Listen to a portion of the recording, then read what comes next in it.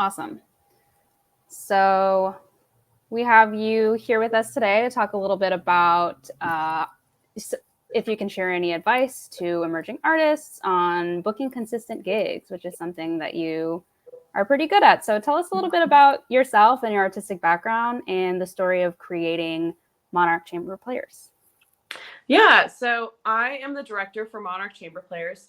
Just a little bit about me personally, which kind of like leads into how Monarch was created. So I'm a clarinetist, and I went to Eastman School of Music and Rice University. So Rice is what brought me to Houston. And I've always loved chamber music, of course, but much of my work was in the orchestra realm.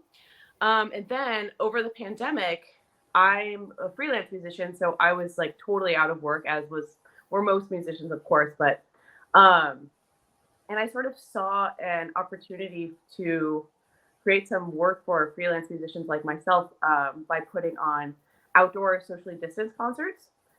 So that's sort of where Monarch Chamber Players was born.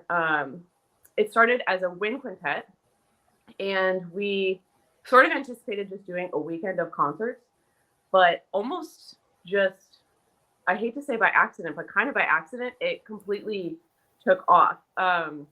We, people were really looking for something to do during that time, of course, and we gave them something to do. So that was kind of like the main reason why things sort of happened for us so quickly. And since then, it's just grown way beyond that. And it's an ongoing project even past the pandemic, and we've evolved and changed to meet different needs. Yeah, that's an awesome origin story. Can you talk a little bit more about that growth that you mentioned? Like what are some ways that Monarch Chamber is different now than it was when you first started? Like I mentioned, we started as just a wind quintet, and we still maintain that wind quintet core. But I love playing chamber music with strings, especially. I think sort of all wind players would say that.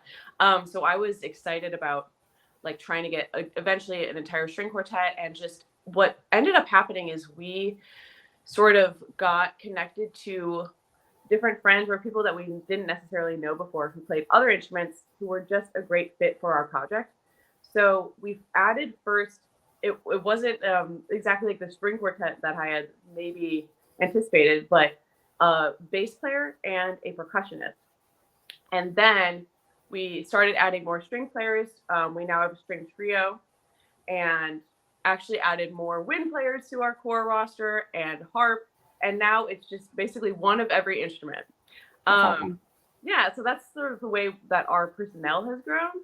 And everybody in the group does administrative roles too. So that's another way that it's like helped it grow, because everybody brings like something different to the table musically and just otherwise, right? So yeah, that's awesome. So you mentioned you were able to grow in size your musicians, and having those musicians double as admin is only, I can imagine, helped tremendously. What are some of the ways, I guess, measurable metrics that's helped? Like, have your venue sizes gotten bigger? Have the audience sizes gotten bigger? What are some other ways of growth that you've seen? Yeah, definitely. So when we first started, we were just doing outdoor concerts only. And they sort of had to be small because of the pandemic, or at least have enough space that you could space out, but still hear. And it's outdoors. So that sort of like necessitated things starting small. And we still do those outdoor neighborhood concerts, like on front porches and things like that. And those are kind of the same as they were in the pandemic in a way, but people just don't have to, take a COVID test and wear a mask. But other than that, we keep that.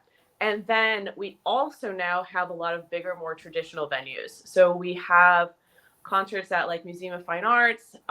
We've played some like concert series that are just more traditional ones in town, like First Congregational Churches, Music at the Meeting House. We play there every year. And a couple other churches that we have partnerships with that we just put on classical concerts. And we've played at, the Side Creek Promenade Face series is sort of a big one for us. And all of those are just traditional like indoor concerts with like a bigger turnout, bigger audience, which is very fun for us to like sort of go more legit. It almost feels like, but Yeah. we still like those outdoor concerts are like still our core model. So we are sort of like split in half in a way.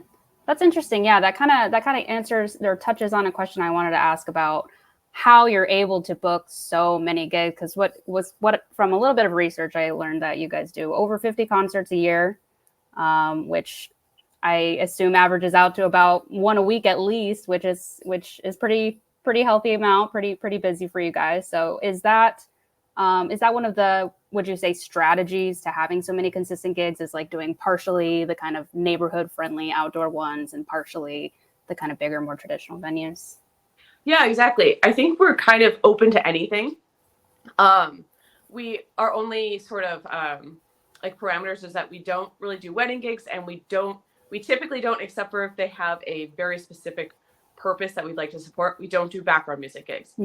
So other than that, we're open to like making any venue work.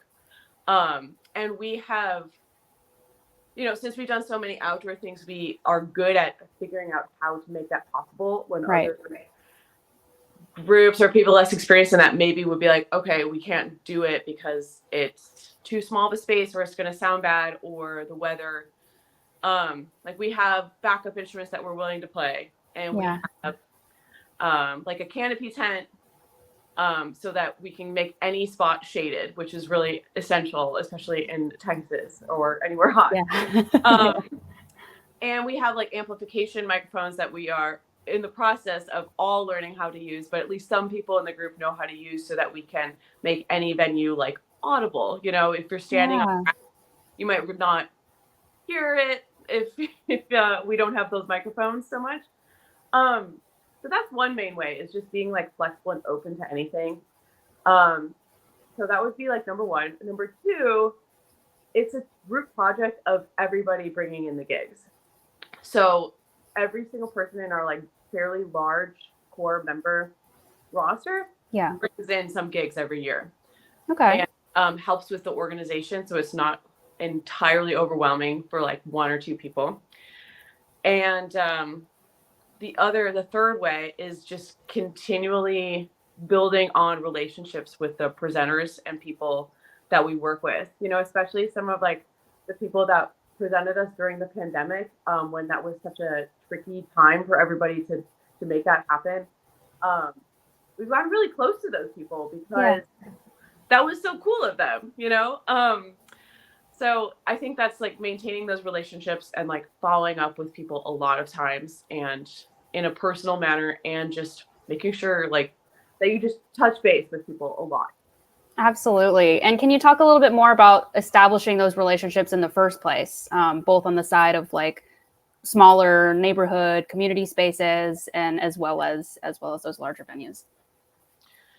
Yeah, we first made an email account that was just for Monarch, and I think that's super essential, because it looks more professional, and also it keeps things from being like too combined with your personal stuff, which is just too hard. So that was a huge thing. So what it started with was just two of us sitting down and emailing like anything we could think of.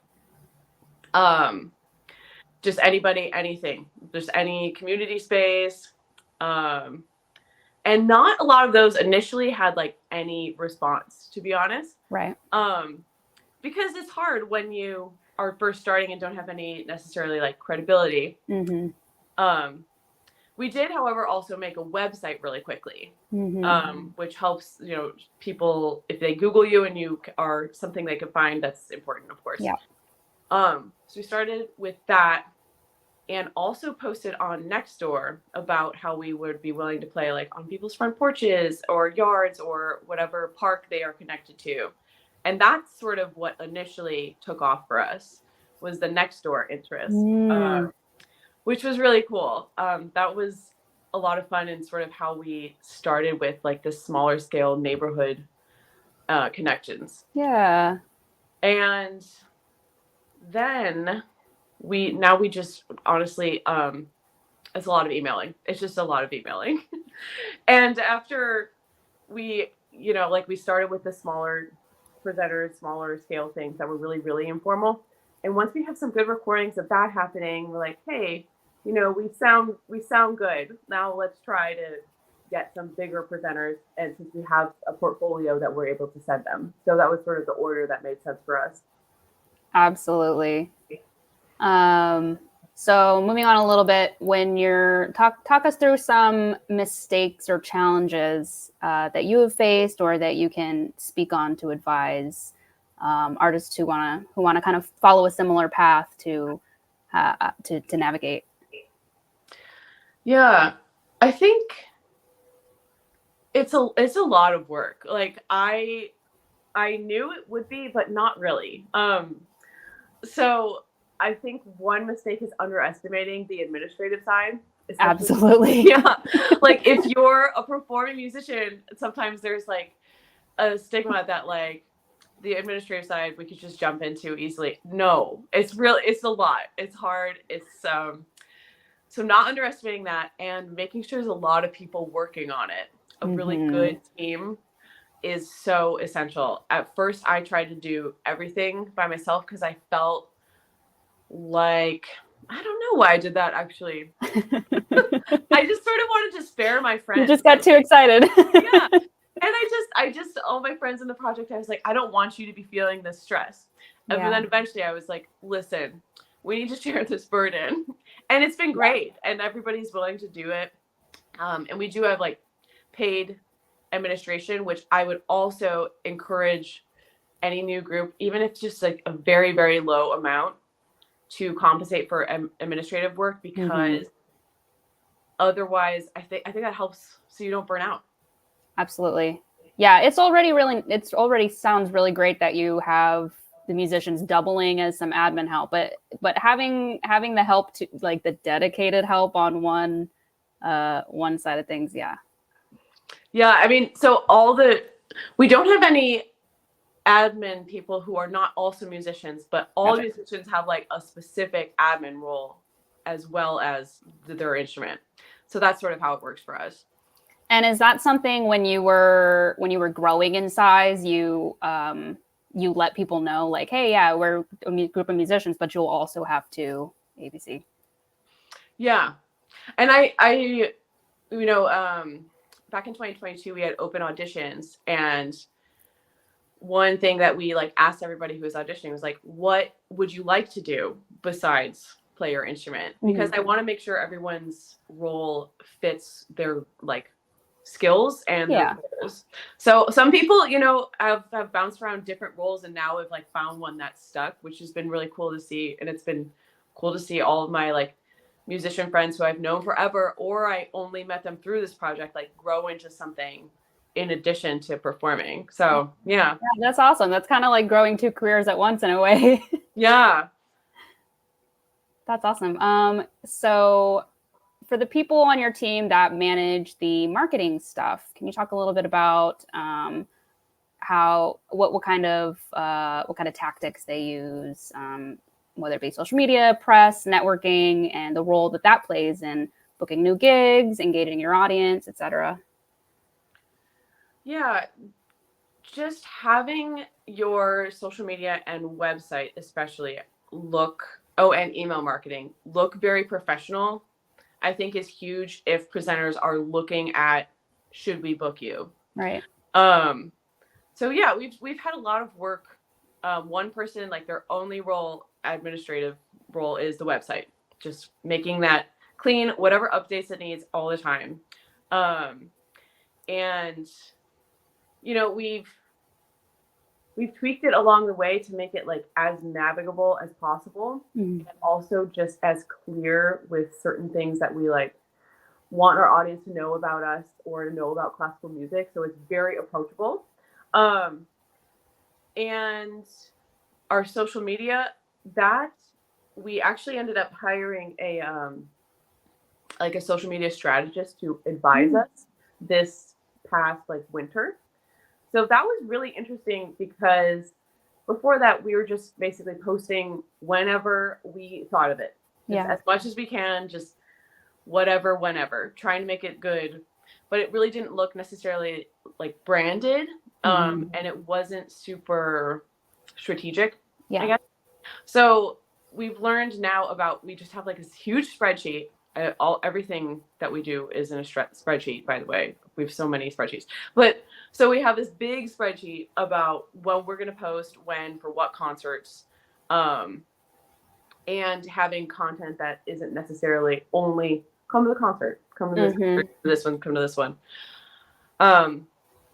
And trying to get like an image that looks, if you glance at it, that looks like it's one brand. Right. Which mostly we have been working on Canva to make just like certain templates that look like us. Yeah. Yeah. And that's a super easy way for people who aren't necessarily graphic designers to, or have, you know, the money to pay a graphic designer to. Yes. So it sounds like, sorry, go ahead. Oh, no, sorry, nothing. just kind of reiterating, you're saying it sounds like staying organized is also a huge part, which again is to your advantage that you have, you know, a team to do that. But even if you're a super small team, like staying organized helps tremendously. Yeah, definitely. I mean, we just have like a big Google Drive where we dump everything. And it's all in a spreadsheet somewhere, basically. And with the keeping things updated is also like that takes a lot of time, and you guys have to do that all the time. Like if you're doing a concert a week or whatever it is, like you want to make sure that anybody who's on your website or on your social media page at any given time has accurate, up-to-date information. So that is a lot of work for sure. Yeah, definitely. I think that's why it's so great that we have so many people doing it, because then it doesn't feel like as much work, I guess. Yeah. Because I do the most administrative work for Monarch. I'm doing something most days, but it's never a 9 to 5 amount of time. So yeah. I was going to ask something. Can you talk a little bit more about, you said you're not just posting when it comes to social media, you're not just posting like, hey, here's our gig, come see us. What are the other things that you kind of intersperse in there to keep audiences engaged beyond just seeing you in person? Yeah, that's, you know, especially over the summer, we've been trying to think of more things like that because we don't have as many performances during the summer. But like our most maybe popular one was, we showed like all the steps and everything that our harpist had to do to get her harp from her car onto the stage. And it's made a reel of that because it's like so much, you know? So things that are like a little educational and a little cute and funny is sort of, that's kind of what we're going for. Or like a what's in your bag, like what's in the flutist's bag. So that sort of thing, like behind the scenes, or something that just shows the audience a side that they wouldn't see just watching the concert. Yeah, that's cute too, because it's like if fellow musicians who follow you are also probably going to relate to that and find that fun. Right. Yeah. So once you've been booked somewhere, what are some best practices to follow to maintain a good relationship with the venue or the host, or things to avoid? I think making sure that there's clear expectations that you are setting of what you want them to do, and they know what you're going to do. So just being very clear about that. And it's tricky for us, and I imagine lots of other groups, because we're playing in so many different types of venues. It's not just like a copy and paste. Right. So a lot of just keeping like a very open line of communication. And one thing that I've made the mistake of in the past is not following up. Like, I think a gig is set. It's all set. We've been back and forth. It's in our calendar. We have even like a contract. But just making sure like the day before, 2 days before, to touch base is so important. Just otherwise something can like pretty easily fall through the cracks. So yeah, I think that's the biggest thing. And it's always nice to follow up after as well. Like, thanks, you know, we'd love to do it again, or whatever was meaningful about it is nice to like touch on too. Have you had a horror story like that where because of one missed email or something like that, things got things got really out of hand. Yeah, yes. Sometimes. Yeah, especially with presenters who don't typically do classical music. And like if they do a lot of like rock bands or something like that. Yeah. That's where we've fallen in to traps, or not traps, but miscommunication, because we sometimes just have different expectations, So yeah, there's been a few things, which is why I'm saying, I'm like, make sure you email the day before, just to double check, Yeah. What about any advice on how to prepare for the performance itself? Like in terms of logistics or music? Logistics, musically, artistically, mentally. Yeah. I guess the biggest thing is be ready for anything. I don't know. Like there's been so many weird things that happen, even in our like formal indoor shows. Like stuff happens. It's funny. Like we almost had this expectation once we transitioned to indoor shows that were classical music presenters, that things would be like so much easier. There's still hard things that are like happening, like the AC is out, so it's 80 degrees. Like, should we do it? The audience can deal with it, but it's gonna suck. Yeah. So or like our outdoor shows, like sometimes like there'll be like a dog comes up to me and like, just like that's cute and distracting, obviously. Just how being like ready to deal with everything very professionally is the biggest thing. And we always try, no matter the circumstance, we're always very like prepared musically, so that we can just deal with whatever punches are thrown at us, which are usually no one's fault, so you can't be mad. You just have to be ready to still make the show go on. Yeah. And do you find it at all challenging to find time to rehearse if you have so many different gigs going on, one right after another, and each one is a little bit different? Yeah, that definitely is challenging.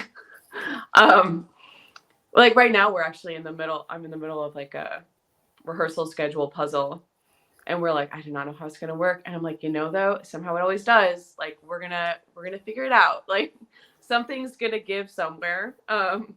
But yeah, I think just people trying to be as prepared as they can before the rehearsal always helps. And sometimes also because we pay for rehearsals, and if for whatever reason, like this program like really needs 3 rehearsals, and we genuinely, everyone sent all their availability, there's literally only time for 2, I'll be like, okay, we're going to pay for 3, so then just be really prepped, something like that can help. Of course everyone wants to be as prepped as they can, but it's tricky. And I think so we're just trying our best. Everyone has, especially freelance musicians, have really crazy schedules, so we're always just trying to make it work, sometimes rehearsing at weird times, for sure. Yeah. Juggling. I kind of didn't even think about that part, the juggling the schedules of so many different people. Oh, yeah. And all of those different people doing so many different things is the biggest. Yeah. Because clearly not everybody in Monarch is not like a full-time job really for anybody, but is everybody in the group freelancing? Yeah. So people play like, as substitutes with Houston Symphony, opera, and ballet, or playing with orchestras all around the country. Like somebody plays a lot with Philadelphia Orchestra, so he flies out there, or like San Francisco Symphony, we're flying and playing wherever there is an opportunity for us. And everyone's also really involved in other groups in town. A lot of our string players like also play with Kinetic Ensemble, which is like a similar group, but it's a string orchestra. And not everyone, most of us are teaching a lot as well. Yeah. So yeah, everyone has like so many different streams of work where they're coming from. So it's cool. So speaking on freelancing and having to balance gigs and manage your time, another big part of that is negotiating fees and compensation. Do you have any advice on how to do that effectively? We started as just straight up donations only, but I wouldn't necessarily recommend that, because that only worked for us because it was during the pandemic and people were more generous than I think they typically would be, just because of the circumstances. Sure. So that is a tricky question for me to answer in a way, because we got our credibility without having to have fees, because we got enough donations to help us. And now we do have like a strict minimum that is flexible depending on the venue and the presenter. So I think that's an important thing, to like make sure the gig, we have the money to pay for it, and that it's a reasonable ask for the presenter, because we pay a flat rate, no matter how much money we did or did not make from the gig. So some presenters can pay more and some can pay less, and we're able to like still cover it, is sort of my strategy for that. And because I want us as musicians to like prioritize all the gigs pretty equally, as much as is like reasonable. So yeah, I think having like there's a few strategies, but we have like a set minimum for different types of gigs is my strategy. Okay. Yeah, that sounds like that's pretty repeatable, whether it's for a big group of people or even if it's just for yourself, like knowing what that bottom line has to be. Yeah. And also I think like sometimes, we'll be planning on having a quintet go, and they'll be like, oh, we can give you this much money, and we'll be like, oh, then I guess we can have a trio go. So that sort of, and then maybe they'll bump up the fee, or we'll still have the trio, and it's great. So that's another sort of workaround for us. Yeah, kind of balancing act a little bit. What about any specific advice for that negotiation process? Let's say if you're just starting out, you're a little bit nervous about, asking for too much or whatever it may be. Yeah, I usually start by asking the presenter what their budget is, rather than me setting the number first. So that sort of helps get the ball rolling without you having to be the confrontational one, if that's what you're worried about, Yeah. And then also you could, explain sort of exactly what goes into the gig, like this also covers the rehearsals needed, and, maybe whatever cartage, and, we have to pay a sound person or whatever. That would be kind of an extreme amount of things going into it. But even just the rehearsals, like maybe buying the music and then the performance itself, sort of helps explain why the fee is what it is, rather than it just being a performance. Yeah, that makes sense. Having kind of an itemized list. Yeah. So going back a little bit, I kind of skipped over this during the growth conversation, but it also ties in now where it comes into finances. What for you guys? I know that you're a fiscal sponsored project by Fresh Arts. How, if at all, how has that helped you grow? How has it helped you structure your financial goals? And any advice on that kind of structure for other artists who are looking into that? Totally. Yeah, we became a fiscally sponsored project so that we could apply for grants, specifically through Houston Arts Alliance. That's such a great opportunity for Houston arts organizations. Other cities and states do have funding like that, but Houston's is super strong, and it's really nice to have. So we definitely wanted to take advantage of that. So that helped us get funding for specific projects and for just general support for organizations is what we typically apply for. So yeah, that was a huge help from Fresh Arts. And we actually now, this will be our last year of being fiscally sponsored, because we are our own nonprofit now. Yay! And, yeah, so that was an exciting process that that was challenging. And, you know, without that intermediary step of being fiscally sponsored, I don't know if we would have done it necessarily. Because it just helped us like get some extra time, you know, where we can still apply for grants and figure out if we actually want to do this for the very long term or just for a few years. So yeah. That's great to hear. Congratulations. Thank you. All right. So coming up in the last few questions here. After, I know it's been about 3-4 years, I guess now, since the birth of Monarch Chamber.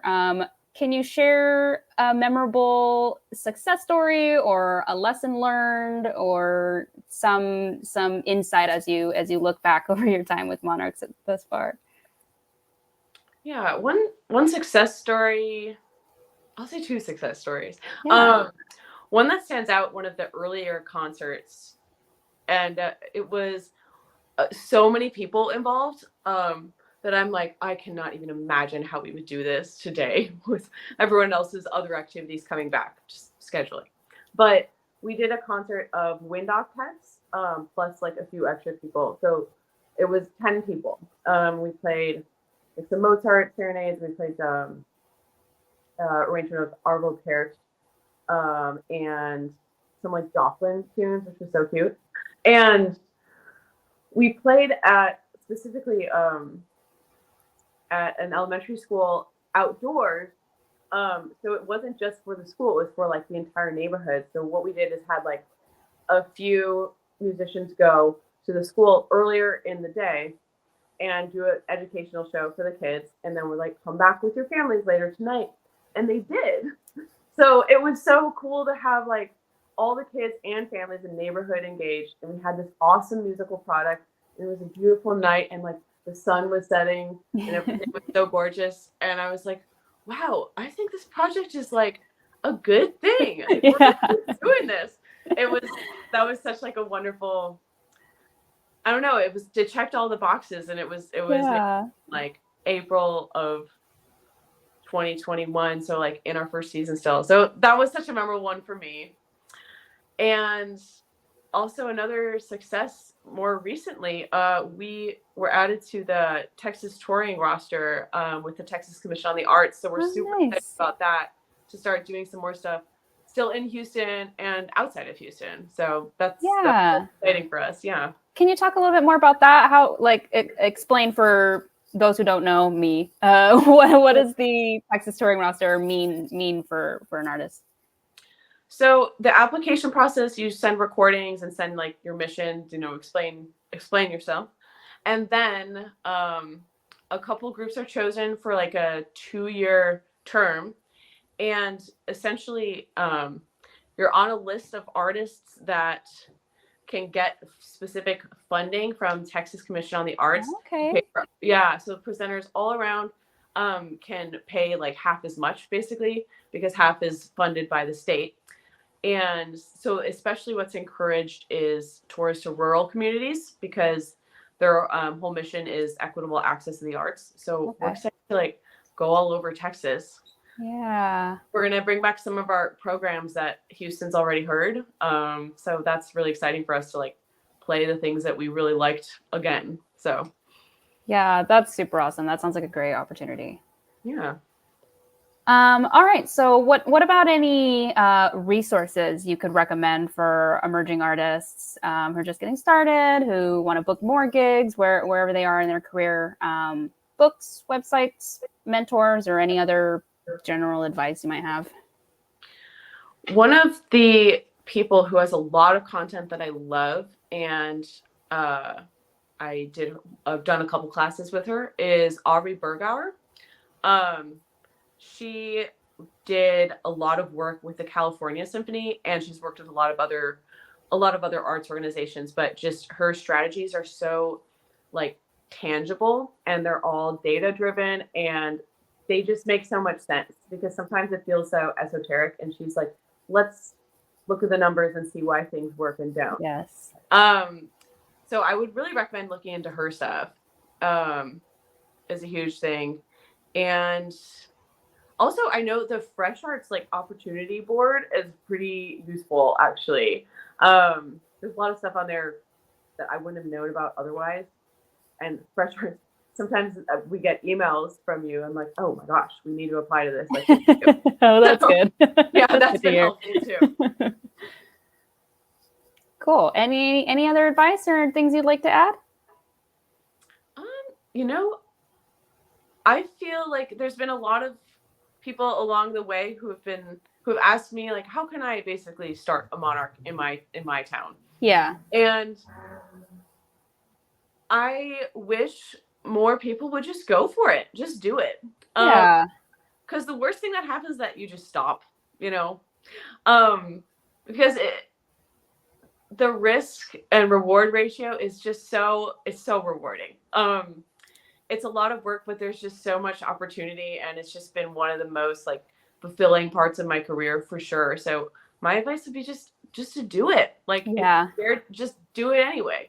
Because yeah, I mean, I'm very proud of this project, and I would love to see like more things like it popping up, you know? Yeah. Or whatever anyone's vision is for like an arts project that's a startup. I just think you should do it, because why not? Yeah, I love that. Actually, what I love about your story is, well, lots of things. But I was going to ask earlier, like, what are some of the action steps you think contributed to your growth in this? But really, the action steps were that you had an idea, you got some people together, you guys did it, and then it grew organically from there. Yeah, a lot of Googling, like looking up how to blah blah. A lot, like still every day. Yeah. like how to start a business, you know, I don't know. So yeah, you just have to do it.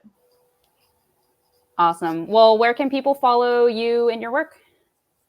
Yeah, our Instagram is just Monarch Chamber Players, and website monarchchamberplayers.org.